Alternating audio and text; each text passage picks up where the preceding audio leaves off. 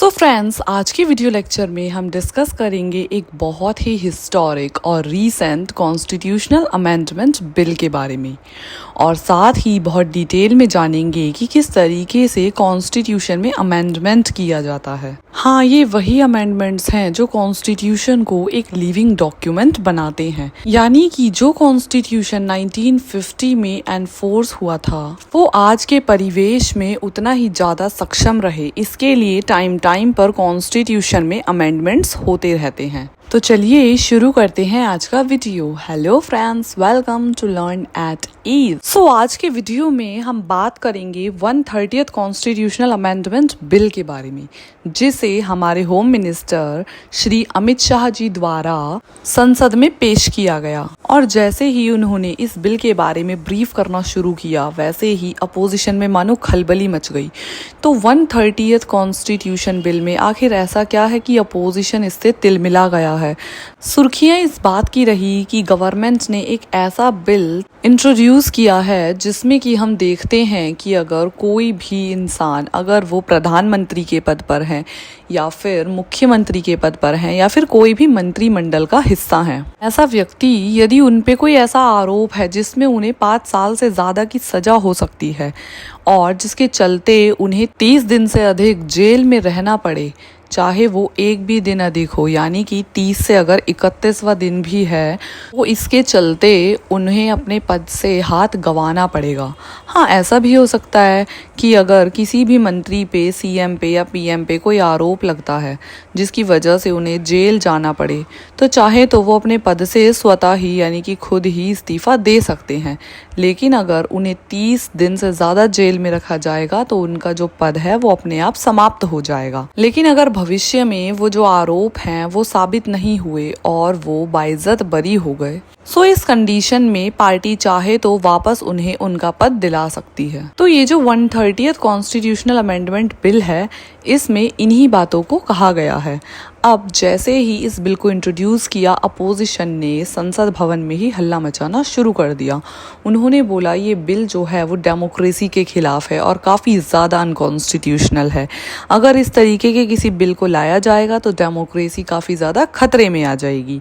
कहीं ना कहीं अपोजिशन का ये जो डर है वो सही भी है, क्योंकि भविष्य में ऐसा भी हो सकता है कि अगर कोई रूलिंग पार्टी सेंटर में है तो सेंट्रल गवर्नमेंट के अंडर में ही ज़्यादातर ईडी और सीबीआई जैसी जो ब्रांचेस हैं वो काम करती हैं। वहीं स्टेट में जो सीएम होते हैं यानी कि चीफ मिनिस्टर होते हैं वो किसी भी पार्टी के हो सकते हैं। और मान लीजिए कि सेंट्रल में और स्टेट में जो पॉलिटिकल पार्टी हैं वो डिफरेंट है, तो इसके चलते ऐसा भी हो सकता है कि चीफ मिनिस्टर पर या फिर उनके किसी अन्य मंत्री पर कुछ ऐसे आरोप लगा दिए जाएं जो सही ना हो, परंतु आरोपों के चलते उन्हें जेल में जाना पड़ सकता है और जिसकी वजह से उनका जो पद है उस पर भी खतरा मंडरा सकता है।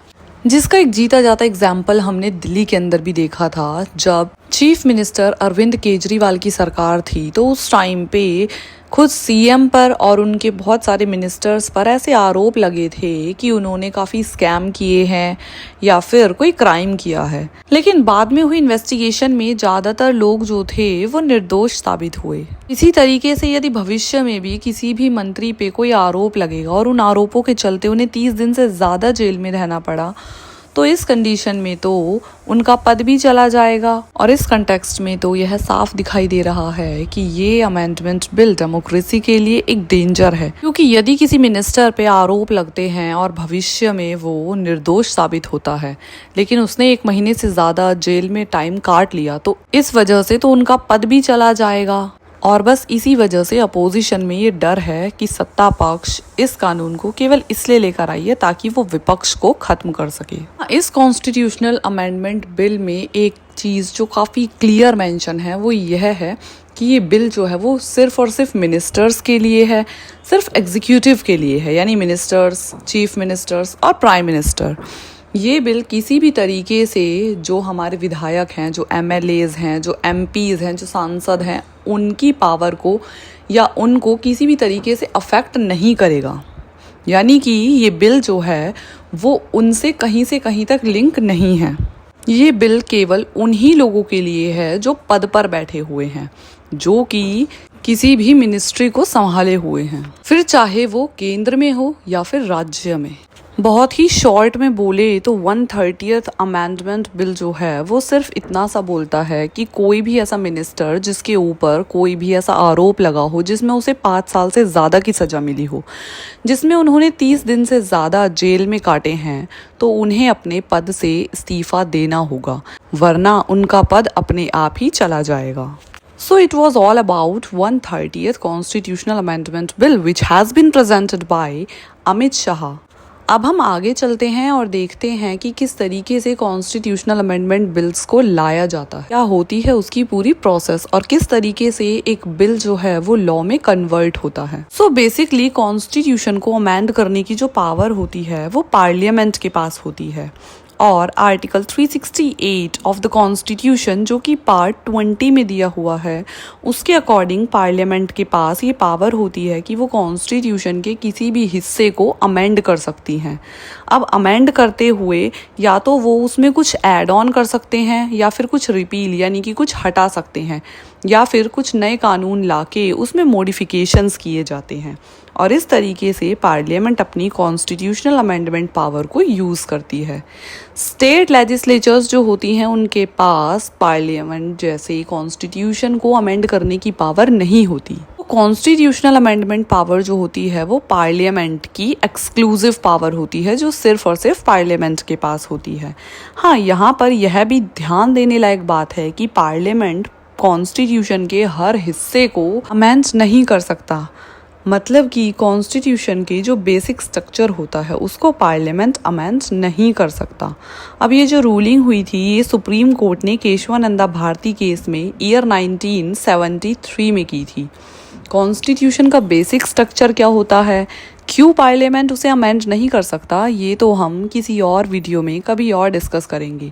फिलहाल के लिए केवल इतना जानना ज़रूरी है कि बेसिक स्ट्रक्चर का मतलब होता है कॉन्स्टिट्यूशन की मूलभूत आत्मा, जिसे किसी भी हालत में चेंज नहीं किया जा सकता, क्योंकि अगर उसे ही चेंज कर दिया तो जो कॉन्स्टिट्यूशन का आधार है वो पूरी तरीके से ख़त्म हो जाएगा और कॉन्स्टिट्यूशन भी ख़त्म हो जाएगा। इसीलिए बेसिक स्ट्रक्चर को प्रोटेक्ट करने के लिए ईयर 1973 में केशवानंद भारती केस में सुप्रीम कोर्ट ने ये रूलिंग दी थी कि पार्लियामेंट कॉन्स्टिट्यूशन के बेसिक स्ट्रक्चर में कोई भी परिवर्तन नहीं कर सकता। अब देखते हैं अमेंडमेंट का क्या प्रोसीजर रहता है। सो ऑलरेडी हम डिस्कस कर चुके हैं कि आर्टिकल 368 के थ्रू पार्लियामेंट के पास ये पावर है कि वो कॉन्स्टिट्यूशन में अमेंडमेंट करते हैं। तो इसके लिए सबसे पहले एक बिल को इंट्रोड्यूस किया जाता है किसी भी हाउस में, चाहे वो लोकसभा हो या राज्यसभा, किसी में भी पहले बिल को इंट्रोड्यूस किया जा सकता है। हाँ, अगर पहले लोकसभा में बिल इंट्रोड्यूस हो गया है तो उसके बाद उसे राज्यसभा में भी इंट्रोड्यूस किया जाता है, वहाँ से भी उसे पास किया जाता है और एट लास्ट उस पर प्रेसिडेंट मंजूरी देते हैं, तभी वो बिल लॉ में कन्वर्ट होता है। तो चलिए इस प्रक्रिया को थोड़ा डिटेल में देखते हैं। सबसे पहले किसी भी हाउस में एक बिल को इंट्रोड्यूस किया जाता है, फिर चाहे उसे कोई प्राइवेट मेंबर इंट्रोड्यूस करे या फिर कोई मिनिस्टर। हाँ, इस बिल को इंट्रोड्यूस करने के लिए प्रेसिडेंट की परमिशन की ज़रूरत नहीं होती। जैसे ही बिल को इंट्रोड्यूस किया जाता है उसके बाद उस पर डिस्कशन होता है और एक स्पेशल मेजॉरिटी के साथ अगर उसे उस हाउस से पास कर दिया जाता है। स्पेशल मेजॉरिटी मीन्स जो भी टोटल मेंबरशिप होती है हाउस की, वो लोग प्लस 2/3 ऑफ द मेंबर्स जो उस हाउस में प्रेजेंट हैं और वोटिंग देंगे, तो उसे हम स्पेशल मेजॉरिटी कहते हैं। इस तरीके से अगर बिल एक हाउस से पास हो जाता है तो दूसरे हाउस से भी सेम प्रोसेस के साथ उसे पास होना होता है। हाँ, अगर कभी किसी रीज़न की वजह से किसी एक हाउस से बिल पास नहीं होता तो उसके लिए कोई जॉइंट मीटिंग का प्रोविज़न नहीं है। मतलब कि अगर दोनों में से किसी भी एक हाउस से उस बिल को डिसमिस कर दिया जाता है तो वह बिल ख़त्म हो जाता है। हाँ, यह भी जानने लायक बात है कि अगर कोई ऐसा बिल है जिसका प्रभाव जो है वो राज्य सरकारों पर भी पड़ेगा, जिसे हम कहते हैं फेडरल प्रोविजनल बिल, तो ऐसे बिल के लिए जो भी लेजिस्लेचर्स होते हैं उनसे भी रेटिफाई करवाया जाता है, यानी कि उनकी भी मंजूरी की ज़रूरत होती है। लेकिन लेजिस्लेचर्स के केस में स्पेशल मेजॉरिटी नहीं चाहिए होती, एक सिंपल सी मेजॉरिटी के थ्रू उसको पास कर दिया जाता है। जब बिल दोनों ही हाउसेस से स्पेशल मेजॉरिटी से पास हो जाता है और अगर वो फेडरल बिल है तो लेजिस्लेचर से भी एक सिंपल मेजॉरिटी से पास हो जाता है। उसके बाद उसे प्रेसिडेंट के पास भेजा जाता है उनके एसेंट के लिए। प्रेसिडेंट इस कंडीशन में अपनी एसेंट देने से मना नहीं कर सकते और ना ही उस बिल को विदहोल्ड कर सकते हैं, यानी कि constitutional amendment bill pay president को मंजूरी देनी ही होती है। प्रेसिडेंट की मंजूरी मिलते ही वो जो बिल है वो एक लॉ में कन्वर्ट हो जाता है। तो आर्टिकल 368 पार्लियामेंट को कॉन्स्टिट्यूशनल अमेंड करने की जो भी पावर्स देते हैं वो 3 तरीके से होती है। एक होती है अमेंडमेंट बाय सिंपल मेजॉरिटी, जो कि उतने ज़्यादा इम्पॉर्टेंट मुद्दे नहीं होते, उन पे सिंपल मेजॉरिटी के साथ बिल्स को पास करवा लिया जाता है।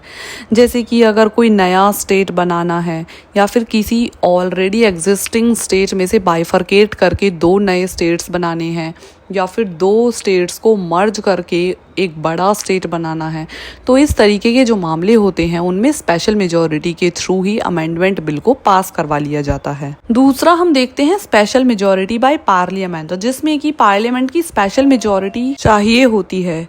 ये वो सब बिल्स हैं जैसे कि फंडामेंटल राइट में कोई भी अमेंडमेंट करना है या फिर directive principles of the state policy में कोई भी अमेंडमेंट करना होता है तो पार्लियामेंट की स्पेशल मेजॉरिटी के थ्रू ही ये किया जाता है। थर्ड टाइप होता है जिसमें पार्लियामेंट की स्पेशल मेजॉरिटी के साथ साथ हमें स्टेट्स का भी कंसेंट चाहिए होता है। ये ऐसे फेडरल बिल्स होते हैं जिसका अफेक्ट सेंटर और स्टेट दोनों पर पड़ता है, जैसे कि अगर प्रेसिडेंट के इलेक्शन को लेकर या फिर सुप्रीम कोर्ट या हाई कोर्ट्स के कोई भी नियम में अमेंडमेंट करना है, कोई बदलाव करना है, या फिर हम देखते हैं अभी जो रिसेंटली 2016 में जीएसटी यानी कि गुड्स एंड सर्विसेज टैक्स लाया गया था, तो उसके लिए जो काउंसिल बनी थी, उसके लिए जो एक्ट आया था, उसे एक स्पेशल मेजॉरिटी तो थी ही पार्लियामेंट की, साथ में हाफ ऑफ द स्टेट्स का कंसेंट भी मिला था। तो वह सभी बिल जो कि इंडिया में फेडरल स्ट्रक्चर को इम्पैक्ट करते हैं, कहीं ना कहीं फेडरलिज्म या फिर हम कहें तो balance of power between the centre and state, इनको जो भी बिल्स अफेक्ट करते हैं उसमें हम स्टेट का कंसेंट भी देखते हैं। और इस तरीके से हमने जाना कि किस तरीके से कॉन्स्टिट्यूशन के अंदर अमेंडमेंट्स किए जाते हैं, किसके पास कॉन्स्टिट्यूशनल अमेंडमेंट्स पावर हैं और कितने तरीके के कॉन्स्टिट्यूशनल अमेंडमेंट होते हैं। सो आज की वीडियो में बस होपफुली आपको आज की वीडियो पसंद आई होगी और साथ ही बहुत कुछ सीखने को मिला होगा। अब मिलते हैं किसी और वीडियो में किसी नए टॉपिक के साथ। Till then keep watching and do subscribe the channel if you have not subscribed it till yet, so that you can get all the notifications before others, and do like and share it with your friends. Thanks for watching.